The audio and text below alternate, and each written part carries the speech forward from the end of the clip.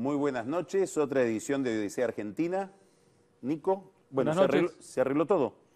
Bueno, no sé. Mandamos la gente a negociar el 7. Mandamos una delegación ¿No nos embargaron? a hablar con el juez Pollock. Nunca nos iban a embargar. Eso no sé, en la imaginación de quién estuvo, ¿no? Nadie tenía facultades para embargarnos. La plata no podía salir del Trust de Buenos Aires, sino hacia los bonistas.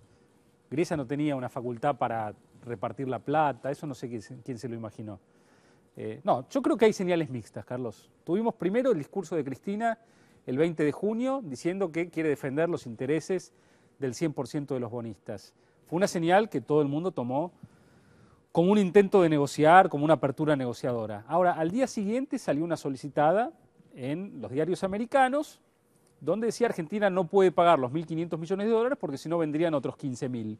Bueno, uno le daba el beneficio de la duda a que esa solicitada hubiera sido pautada antes del discurso de Cristina, pero al martes siguiente, el martes de la semana pasada, hace exactamente una semana, volvió a salir esa solicitada en el Financial Times, en los diarios europeos, tuvieron tiempo de sacarla. Y en esa solicitada dice, Argentina no puede pagar los 1.500 porque después vienen 15.000. Al día siguiente de ese martes, Kicillof hace ese discurso tan agresivo donde acusa a Estados Unidos de que a través del juez Griesa está forzando a la Argentina al default. ¿Estados Unidos qué es? ¿Quién es Estados Unidos? Bueno, todo tiene que ver con todo, Carlos, ¿no sabías que...? ¿Pero quién es Estados Unidos? ¿Es el Poder Ejecutivo? ¿Es el Poder Judicial? ¿Es el Congreso? No, también ¿Es el Pentágono? No, ¿Quién es los Estados poderes Unidos? permanentes que gobiernan la nación. Los poderes concentrados. Claro, los poderes concentrados. Está bien. Bueno, al día siguiente Argentina deposita los fondos desafiando la orden de Griesa de que no se le puede pagar a los bonistas que entraron al canje de 2005 si no se le paga a los que no entraron de acuerdo a su fallo, que es decir, pagarles todos. Entonces Argentina comienza a acusar al juez de que es el culpable del default, de que Argentina pagó y de que no hay ningún default. Ese es el viejo argumento de Cristina, ¿no? Así es. Es decir, déjenme pagar. Argentina si no paga. pago es porque hay un juez que no lo permite. Ahora, no está tan claro qué es lo que va a hacer Argentina, en mi opinión, porque desde el discurso negociador de Cristina hasta el pago que no puede llegar hacia afuera y que el gobierno debía saber que ese pago no iba a llegar hacia afuera, porque Griesa ya lo había indicado en noviembre de 2012, que no le iba a permitir al Banco of New York girar esos fondos si Argentina los depositaba. Pasaron muchas cosas y yo creo que el gobierno está, por un lado, preocupado por realmente, porque si paga los 1.500 hay otros 15.000 que no están resueltos, más que por la cláusula RUF, aunque después vamos a hablar de esto con nuestro primer invitado, que es Guido Sandleris. Y por el otro lado, está preocupado por el default y los costos que tiene. Y no ha decidido todavía qué es lo que va a hacer, en mi opinión. Es decir, puede ir para un lado, puede ir para el otro. ¿Qué es lo que va a decir para dónde va? Bueno, por un lado, Argentina está todavía está negociando con Griesa. Creo que Argentina piensa que Griesa tiene mucho más facultades que las que tiene, y por eso cuando anuncia el viaje a Estados Unidos para el día 7 de julio, anuncia que es un viaje a ver al mediador, no a negociar con los holdouts, por más que la gente interprete que es un viaje a negociar. Y Argentina lo que quiere es que la justicia americana le resuelva que si Argentina arregla con NML por los 1.500, le arregle los otros 15.000, cosa que la justicia americana todavía no está en condiciones de hacer. Ninguna justicia, porque se supone que tiene que haber un juicio, Exactamente, que podrá ser un juicio mucho más rápido, sumario, pero no creo que te homologuen. Voy yo con un bono, yo tengo un bono como el que tiene el señor Singer, págueme a mí porque ya le dijo que a Singer hay que pagarle. Ahora, ¿qué va a inclinar la balanza? Yo creo que lo que el gobierno va a mirar, como siempre hizo, son las variables locales. No es que al gobierno le preocupe la situación externa de estar en incumplimiento o no estar en incumplimiento, le preocupa el efecto que eso pueda provocar sobre las variables que ellos miran, que son las reservas y las variables que conducen al movimiento de las reservas. Es decir, si se mueve el blue, el contado con liquidación, la curva de futuro, la devaluación esperada del peso, y si eso hace que no se liquiden más dólares y el central empieza a perder reservas y la tasa de interés sube. Todo eso hoy está como que van a pagar. Todo eso hoy está como que van a pagar. El mercado cree que va a pagar. Claro. Igual que creía que iba el solicitor. Así es. Entonces, mientras el gobierno no vea ninguna señal ahí de preocupación, va a estar más motivado a preocuparse por el efecto de pagar 1.500 y que me vengan los otros 15.000 que por un eventual default selectivo, canje local, tomar el camino difícil. Los dos son difíciles, los dos tienen sus riesgos, pero creo que va a ir mirando las variables locales para sopesar qué es lo que hace, y creo que todo lo que está haciendo en este momento no es parte de una estrategia. Es decir, que el gobierno lo tomó por sorpresa el fallo, lo tomó por sorpresa que no lo tomó el solicitor. Bueno, el gobierno emitió un comunicado un martes diciendo no vamos a pagar nada porque nos levantaron el stay, e hizo otro comunicado el martes siguiente diciendo voy a pagar porque nos levantaron el stay. Así es. Entonces, puede ser que como en la película Sexto Sentido, del chico que veía gente muerta que no sabía que estaba muerta, el gobierno vaya a pagar y no sepa que va a pagar. Yo creo que hay además, a ver, si mirás políticamente el tema, me da la impresión de que hay una utilización política de esto, que ya que tengo un mes, voy a malvinizar este mes, voy a presionarlo a Griesa. Podés decir que esto es correcto o incorrecto, para mí es incorrecto, digamos, y es más, algunas cosas las tendrías que haber hecho mucho antes. Por ejemplo, tendrías que haber presionado políticamente o darte una estrategia política para que el Congreso de los Estados Unidos modifique la ley de inmunidad soberana, que es lo que le dice la Corte que tendrían que haber hecho. Pero, en síntesis, vamos a las Naciones Unidas, vamos al Grupo de los 77, todas vamos cosas a la OEA. Muy útiles. Todas cosas útiles para decir, bueno, pagué porque el mundo está mal hecho, pero tenía razón. Y además para capitalizar dentro de un sector de la opinión pública que aprecia todo eso. Esto que estoy diciendo daría la impresión de que es una jugada meramente cínica. Es decir, que no hay una convicción detrás, es un doble juego y al final terminan pagando. Ahora, hoy se produjo un episodio que si yo estuviera mirando el tema del default o el tema de la relación con los holdouts, le prestaría atención. Y ese episodio es que la presidenta echó a Daniel Cameron, el secretario de Energía, hay que aclararlo porque estuvo pintado durante la década ganada, toda, completa, pero era un asesor de ella en el Senado cuando ella era senadora, era un nombre que lo puso Néstor Kirchner ahí, estuvo como secretario de Energía, ya decimos, desde 2003 en adelante. Dirigió Terminator también. Claro. Ese fue otro Cameron. Otro Cameron.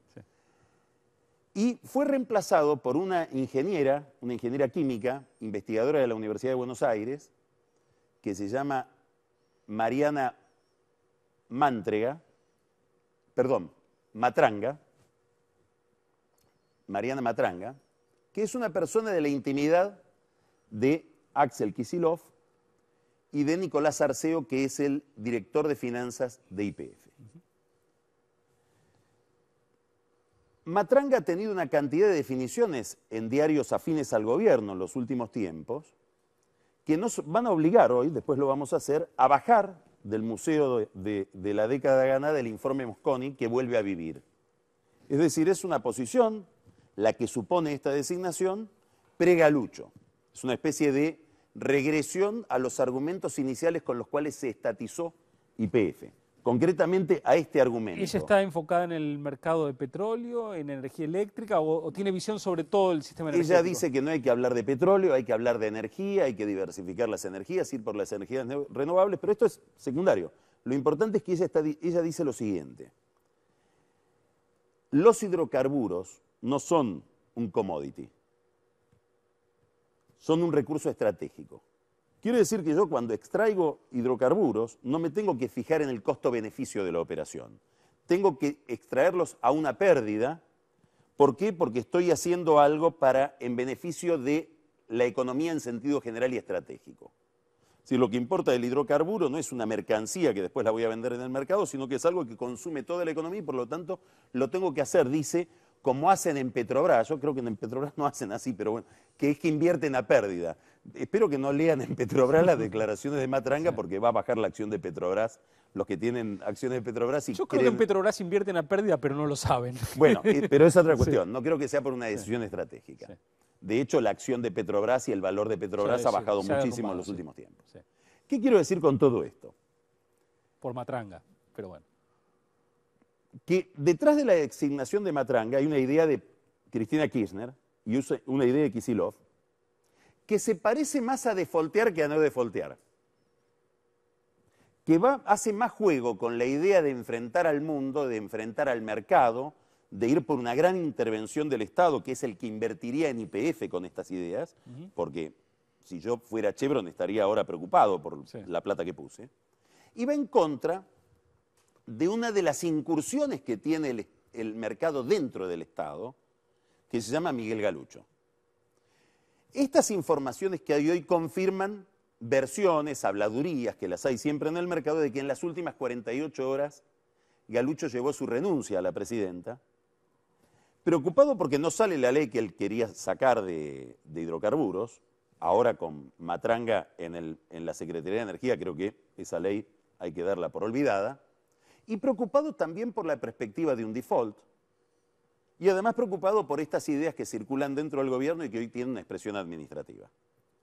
Quiere decir que toda la visión de la economía que está poniendo de manifiesto el gobierno indica o que no saben muy bien cómo funciona el mecano, o como que hay un gran conflicto ideológico ahí adentro que lleva hasta ahora a un empate.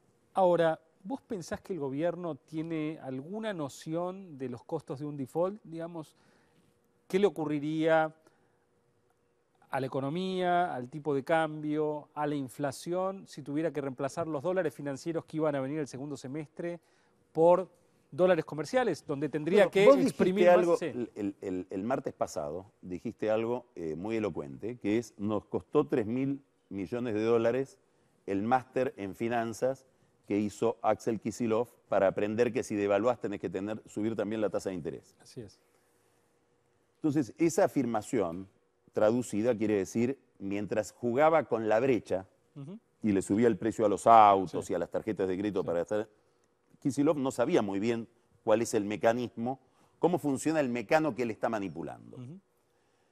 Por lo tanto, me permito dudar también ahora acerca de si saben las consecuencias de las jugadas que están haciendo o están yendo nada más que indicadores fetichistas, como los que vos señalás. Bueno, sube el blue, baja el blue, se enojan los mercados, no se enojan, pero eso no significa saber cómo funciona la economía, significa mirar algunos indicadores que me pueden asustar o relajar. Por lo tanto, no sé si saben, en definitiva, qué significa defoltear para sus propios intereses. Así es. Bueno, vamos a seguir hablando un poquito de esto con Guido Sandleris. ¿Cómo no? ¿Cómo estás, Guido? ¿Qué tal? ¿Cómo Buenas. les va? ¿Qué tal? ¿Bien? Sentado. ¿Cómo va? Bueno, ¿qué pensás acerca de esta última pregunta que formulaba Nico, digamos? ¿Cómo te imaginás que funciona hoy la cabeza de Kicillof, la cabeza de Cristina, cuando ve el problema del default, el problema de la relación con los holdouts, en relación con un tema central que es el del financiamiento del déficit? Es decir, de qué manera se va a financiar el déficit, por lo tanto, de qué manera, cuál es el costo del dinero, cuál va a ser la tasa de interés de la Argentina, y eventualmente cómo va a funcionar la economía en general, nivel de actividad, nivel de recesión, qué inflación que vamos a tener, cómo se relaciona todas estas variables en la cabeza de los que están tomando las decisiones. Ok, creo que está bueno separar varios temas para analizar qué está pasando con Argentina y los holdouts y la posibilidad de que Argentina haga default.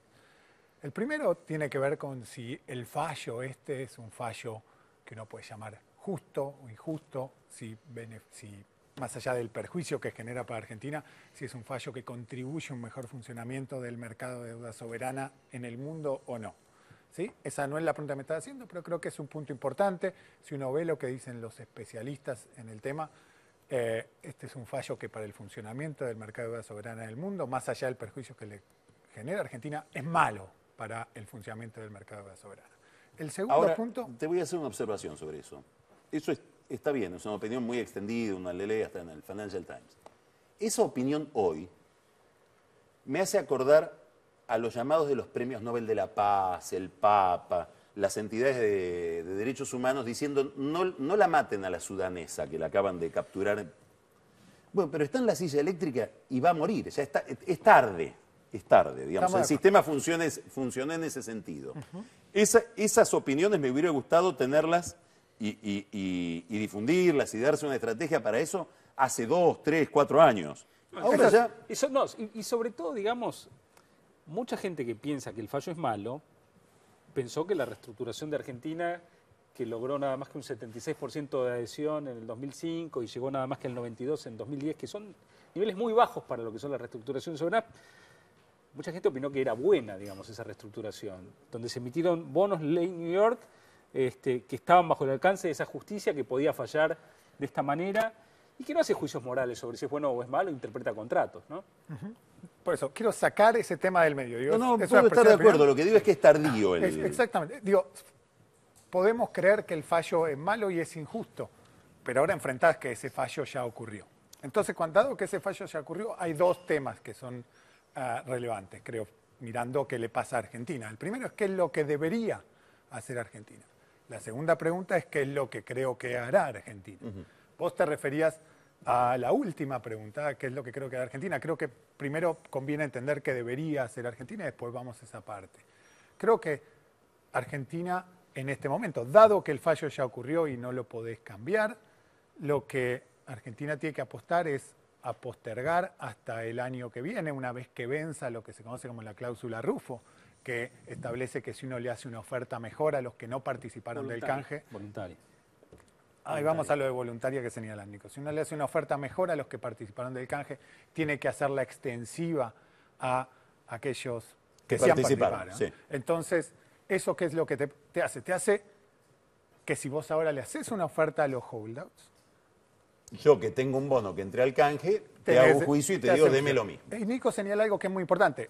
Cuando uno mira lo que dice la cláusula de Rufo, señala lo de voluntario. Sí. El problema acá es que voluntario, involuntario... Y voluntario, involuntario quiere decir que yo voy con mi bono reestructurado y pido que me den lo mismo y el Estado me contesta, no es que yo le di algo mejor a otro, sino que nada más que cumplí una orden inexorable y por lo tanto no es que se lo quise dar, por lo tanto no rige la cláusula. ¿Cuál es el problema con lo de voluntario e involuntario? Voluntario e involuntario lo van a interpretar jueces de Estados Unidos dentro de 2 años, 3 años. Va a haber otros juicios. Si uno realiza antes de fin de año un pago mejor a Elliott o a otros holdouts. Es muy razonable lo que decís. Tenés sin un saber, riesgo tiendo a coincidir. Tenés un riesgo de que haya juicios. No coincido. ¿No crees que alguien puede presentarse aunque sea para que le digan que no? Sí, pero es casi como que vos me digas que alguien puede hacer un juicio por cualquier cosa. Digamos, un juicio tiene costos, no es gratis, y para mí el caso es muy, muy claro en favor de Argentina. Argentina agotó todas las instancias judiciales, no queda ni una, y lo único que estaría haciendo es cumplir una sentencia, a todas luces es involuntario. Es como que vos me digas que te van a hacer un juicio porque... Casi convendría entonces... No mandaste un cohete a la luna. O sea, bueno, te lo pueden hacer. Convendría hay que una te embarguen, contingencia que te embarguen. Es decir, poner 1.500 millones de dólares más y que se lo lleve el juez. Sí, creo que no. Pero entonces, si uno piensa, digo, lo que sí está claro, sí, más allá de esta discusión, hay discusión. Esto que estamos, digo, yo soy economista, sí, Nicolás es economista, esta lo discuten abogados. Digo, no está claro cuán voluntario o involuntario es, con lo cual es muy probable que tenga juicio. Con lo cual, la mejor opción que tiene Argentina en este momento, dado que el juicio ya ocurrió, es tratar de negociar con los holders de forma tal de postergar cualquier acuerdo hasta el año próximo, ¿sí? Y lograr que, con el apoyo de los holders, confiando en que pueda haber un acuerdo del año próximo, en enero, ¿Cómo enganchás a los holdouts en esa negociación? Bueno, como para que te crean. El tema que tenés es que es mutuamente conveniente. Y esto acá entra la parte de, ¿por qué es mutuamente conveniente? Porque yo creo que la peor opción en este momento para, digamos, ¿cuál es mi temor en este momento? Mi temor en este momento es que el gobierno pague ahora, antes de que llegue fin de año, lleguen todos los juicios con la cláusula Rufo.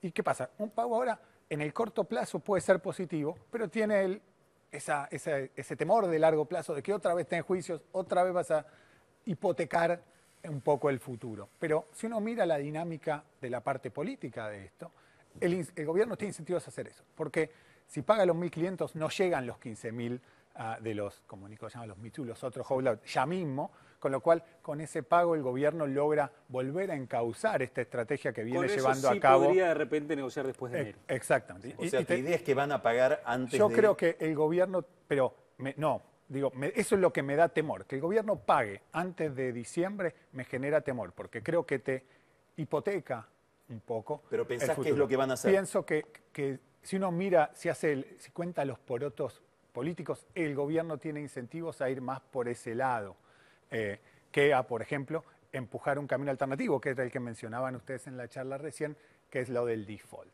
¿Por qué? Porque el default tiene costos de corto plazo importantes.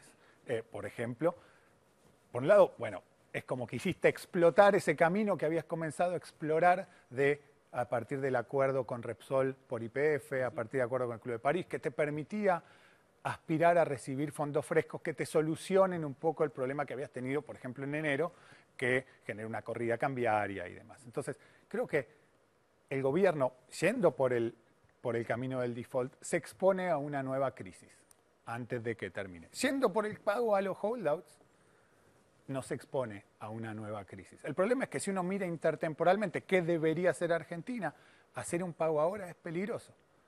Digamos, la estrategia que domina a ambas es buscar postergar hasta enero. ¿Y cómo convences a los holdouts de esto? Yo creo que los holdouts lo entienden, que ellos saben que si esperan hasta enero pueden... ¿Cuál es el incentivo que tendría el señor Singer para decir, bueno, te veo en enero?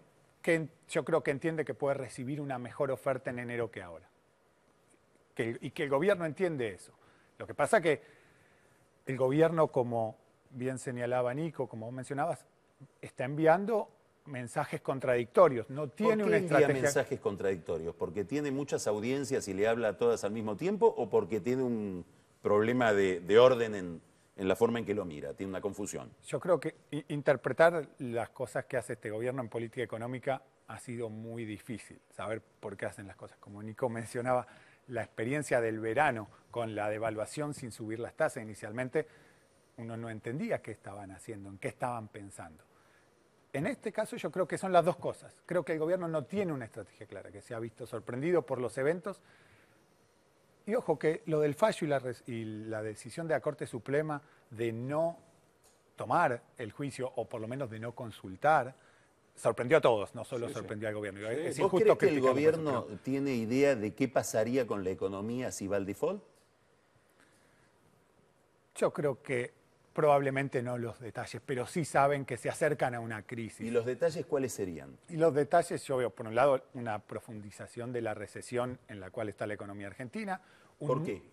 Porque por lo que tenés es, en este momento uno tiene que pensar que lo que están haciendo los empresarios, los inversores, miran probabilidades y con cierta chance lográs este camino que había iniciado el gobierno en el cual conseguís financiamiento externo que te permita tener un último año suave para el gobierno y con alguna probabilidad no. Si directamente se da el escenario en el cual no hay fondos frescos, vos tenés muchas más chances, tenés que, por un lado, sin ajuste fiscal, y eso es difícil en un año electoral, lo que vas a tener es el gobierno teniendo que financiar ese déficit fiscal con más emisión monetaria. Eso es más inflación. Más emisión monetaria es más devaluación de la moneda, ¿sí? Y en ese contexto, con un default, las expectativas en relación a qué va a pasar con Argentina por parte de los inversores están volátiles. No, te diría, mirando 2 años vista, 3 años vista, pero sí para el corto plazo. Entonces, la posibilidad de que otra vez tengas una corrida cambiaria, que esa corrida cambiaria no la puedas manejar y que eso se espiralice en una suba muy fuerte de la inflación y de evaluaciones y una fuerte recesión y caída de las inversiones, es grande si van por el camino del default. Y entonces, o sea, tenemos el riesgo de la Rufo para vos, que creo que no es así, pero bueno, me interesa la opinión de Guido y la valoro, entonces pienso un poco más en el tema, pero creo que el riesgo Pero pensá, Nico, que lo de la Rufo, esto es importante. Lo de la Rufo es más, yo soy economista, sí. Vos sos economista, lo que uno ve cuando lee Credit Slips, por ejemplo, sí. el blog de abogados académicos de Estados Unidos, y discuten esto. Sí. No está clara cuál es la interpretación. No, va a haber algún estudio de abogado. Entonces va a haber un estudio de abogado que yo digo, un fondo del juicio. Exactamente, y he participado en juicios internacionales, CIADI, y uno ve que estas cosas te exponen, y hay un riesgo, y los montos son grandes. ¿Cómo ves a la oposición mirando todo esto? Porque varios de los protagonistas hoy de la política argentina van a estar más afectados por este tema que la propia Cristina.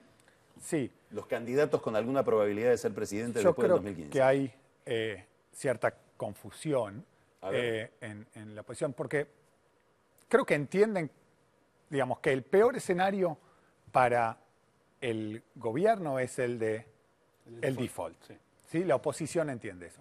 Por otro lado, no sé si tienen tan claro que probablemente el peor escenario para el país, mirando ya intertemporalmente, es que paguen ahora sin esperar hasta diciembre. Eso creo que no está claro. Se da un alineamiento raro porque tenemos una suerte, si querés hasta lo podemos pensar dentro de lo que es el establishment, por si no lo hablan economistas, que está esa visión de cumplir los contratos siempre es bueno. Los papagayos del mercado. Claro, diría... como les diría el ministro. Sí, cumplir los contratos siempre es bueno. Y esto tiene que ver con el primer punto. Buitres, papagayos, es todo ornitología. Sí.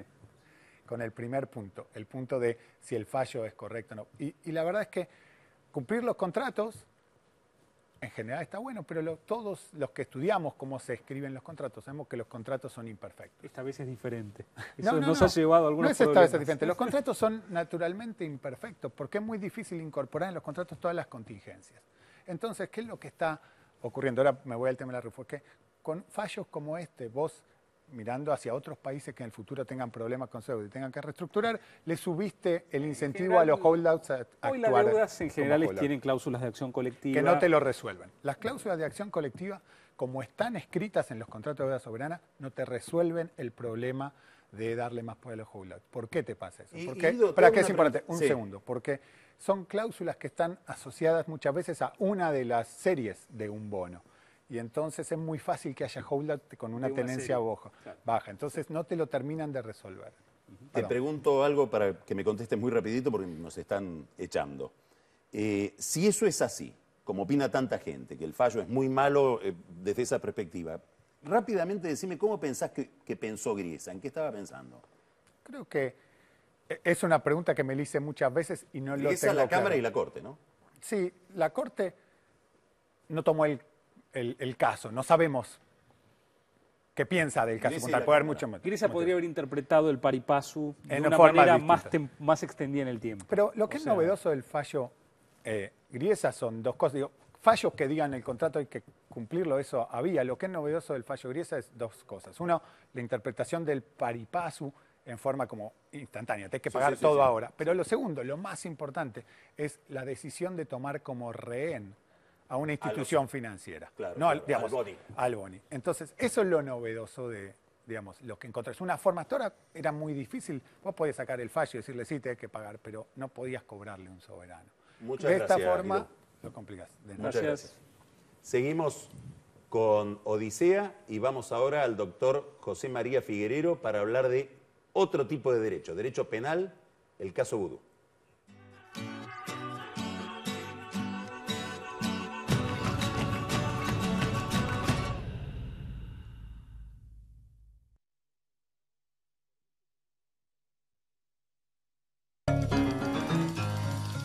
La fuerza del campo está en el trabajo de su gente y la fuerza del trabajador está en la UATRE. En San Martín trabajamos por la inclusión, por eso construimos la primera pileta municipal y antes de fin de año estará terminada la segunda. Renovamos y ampliamos el Centro de Desarrollo Infantil Tren Blanco. Pusimos en marcha un programa de entrenamiento laboral para chicos con discapacidad. Inauguramos la Casa Abrigo para albergar a personas en situación de calle y brindamos talleres y actividades para integrar a nuestros adultos mayores. Garantizamos la igualdad de derechos y oportunidades de nuestros vecinos. Municipalidad de San Martín. Es una larga historia que nace de una misión, la de escuchar y atender las necesidades de la comunidad cordobesa. Esa historia es la del Banco de Córdoba, que recorre 140 años con una visión muy clara, ser el banco de todos los cordobeses. Y se logró, sí, por gestión, con apoyos concretos a la familia y a todos los sectores de la actividad económica. El tiempo pasó, pero no se llevó la vocación de estar cerca de nuestras empresas y nuestra gente, porque el banco siguió creciendo. 142 sucursales, más de 500 cajeros automáticos y la mejor atención, porque está en todos aquellos lugares que el resto no llega. Pasaron buenas cosas en estos 140 años. Lo bueno es que van a seguir pasando siempre.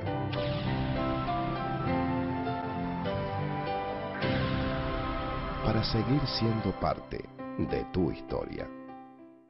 A partir de hoy, tenés un motivo más para elegir Fiat.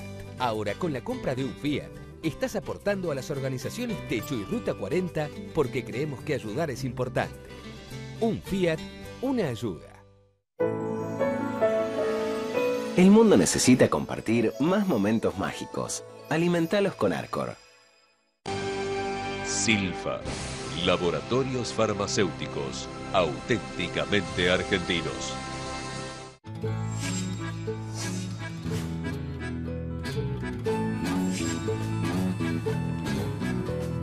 Ingresá a buenosaires.gov.ar/terminal la secundaria y da el primer paso hacia tu futuro. Buenos Aires Ciudad, en todo estás vos. Ciruelo, el señor de los dragones, presenta Arte Dragón 2014. Del 17 de julio al 28 de septiembre, Ciudad Cultural Conex. Auspicia Vorterix.